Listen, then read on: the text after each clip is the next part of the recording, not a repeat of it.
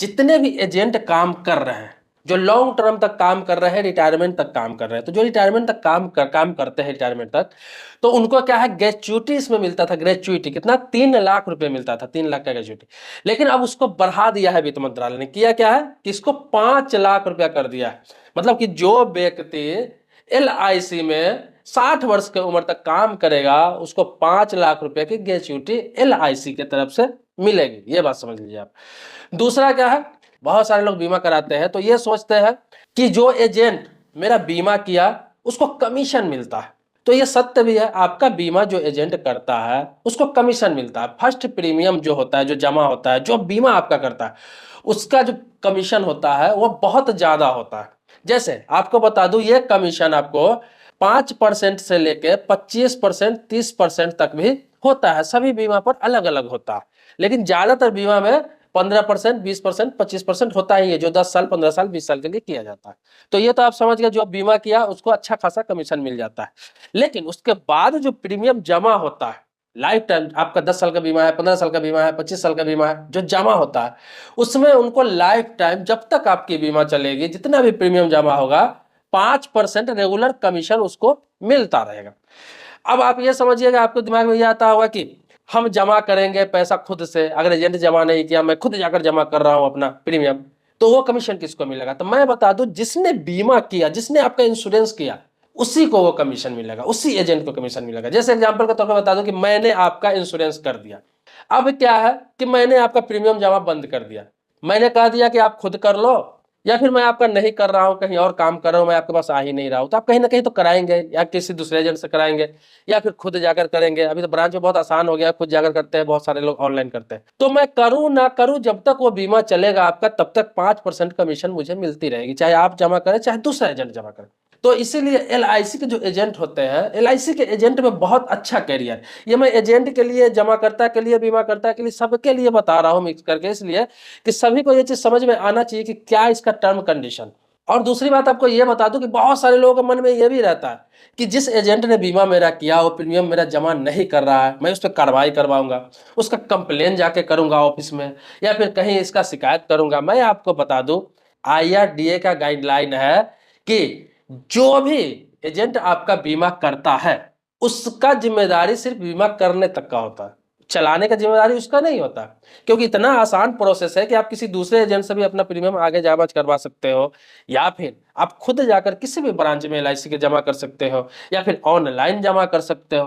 तो इसमें कोई किसी प्रकार की दिक्कत नहीं है। इसीलिए इसका टर्म कंडीशन आज से नहीं, शुरू से ही है कि जिसने बीमा किया उस पर आप ये दबाव नहीं रहता है कि वही आपका प्रीमियम जमा करेगा, ऐसा कोई दबाव नहीं है। बीमा चलाना आपका काम है। आप बता दूं कि ऐसा गाइडलाइन क्यों है। बहुत सारे लोग सोचेंगे ऐसा गाइडलाइन क्यों, इसलिए कि कोई एजेंट है, काम कर रहा है वर्तमान में, वो LIC के लिए काम कर रहा है, 2 साल, 4 साल, 5 साल काम किया, हो सकता है कहीं उसको अच्छा सरकारी नौकरी लग गया, हो सकता है कहीं अच्छा काम लग गया, हो सकता है वो उसको बिजनेस करने का मन है, बाद में वो बिजनेस में उतर गया, हो सकता है कोई और काम चेंज कर लिया।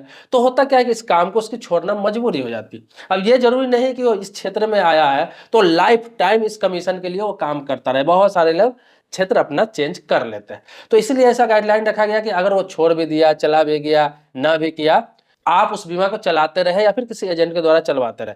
अब कमीशन मिलने के बाद कि 5% कमीशन उसको हमेशा क्यों मिलेगा जब वो जमा नहीं करेगा? तो मैं आपको बता दूं कि मेन होता है किसी को कन्वेंस करके, किसी को सलाह देकर, किसी को गाइड करके, किसी के यहाँ जाके बीमा करना, सबसे ज्यादा मेहनत उसी में होता है। अब जो बंदा वहां पे पेड़ रोप दिया, पेड़ मतलब लगा दिया वहां पे, और पेड़ लगा दिया, उसको सिंचाई कर दिया, सब कुछ कर दिया, पेड़ लग गया, जब पेड़ बड़ा हो गया तो फल कौन खाएगा? फल तो उसी को मिलना चाहिए। तो जो बीमा करता, सबसे ज्यादा मेहनत का काम है बीमा करना, चलाना नहीं। चलाना तो मैंने बोला नहीं कि आप खुद चला सकते हैं, ऑनलाइन जमा कर सकते हैं, किसी भी एजेंट के यहाँ जमा कर सकते हैं, या फिर कहीं भी, अभी तो बड़े बड़े एजेंट है वो अपना फ्रेंचाइजी लेके खोल रखे हैं घर पे, वहां जाकर जमा कर सकते हैं। बहुत सारा LIC सेवा केंद्र है, जन सुविधा केंद्र, ऑनलाइन सर्विस कहीं कहीं जाके आप प्रीमियम जमा कर सकते हैं। तो बहुत आसान है। तो मैं दोनों के लिए आपको बता दूं कि जो लोग एजेंट बनना चाहते हैं, इस पर करियर बनाना चाहते हैं, उसके लिए बहुत ही बेहतरीन इसमें ऑप्शन है। अगर आप कोई काम नहीं कर रहे हैं, कोई काम नहीं मिल रहा है, आपके समाज में अच्छा पकड़ है, लोगों के पास अपनी बात रख सकते हैं, कुछ समझा सकते हैं, तो आप LIC का एजेंट बन सकते हैं। इसमें बहुत अच्छा खासा ग्रोथ है, जितना भी आप बीमा करेंगे उतना अच्छा खासा कमीशन मिलेगा। और वो कमीशन अभी ही नहीं मिलेगा, वो जब तक आपका बीमा चलता रहेगा, आपने किया है 10 साल, 15 साल, 20 साल के लिए, ऐसे जितने लोगों का किया है, वो सारे कमीशन आपको मिलता रहेगा। बस आपको ख्याल ये रखना है, ध्यान ये रखना है कि आपका जो लाइसेंस है वो टर्मिनेट ना हो। जैसे कि होता क्या है कि आपको टारगेट भी कुछ मिलता है कि हर साल पूरा करना है, जैसे कम से कम 12 पॉलिसी हर साल देना है, महीने का एक पॉलिसी के हिसाब से। ये नहीं कि हर महीने देना है, साल में 12 पॉलिसी आपको करना है एलआईसी में, तब आप एजेंट बने रहेंगे। अन्यथा आप ये नहीं कर पाते हैं तो क्या होता है कि आपका लाइसेंस रद्द कर दिया जाता है 2 सालों के बाद।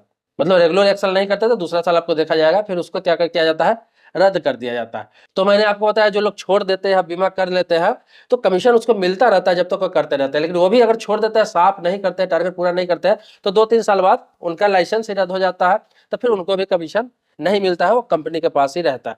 तो ये सारी चीजें हैं, तो इसमें कैरियर अच्छा है, आप कर सकते हैं। अब तो ग्रेच्युटी भी सरकार ने 5 लाख रुपया कर दिया है। इसके अलावा बहुत सारे चीज इसमें मिलते हैं, बहुत सारे फैसिलिटी दिया जाता है, प्रमोशन होते हैं। आप जैसे जैसे अच्छा काम करते जाएंगे ऐसे ऐसे आपका वहदा भी बढ़ता जाता है। इसीलिए जिन लोगों के पास काम नहीं है, जो लोग काम ढूंढ रहे हैं, या फिर जिन लोगों ने स्टडी करके अभी रोजगार की तलाश में, क्या है, रोजगार कहीं नहीं मिला, तो फिलहाल ऑप्शन अच्छा है, फिलहाल के लिए आप इसको कर सकते हैं।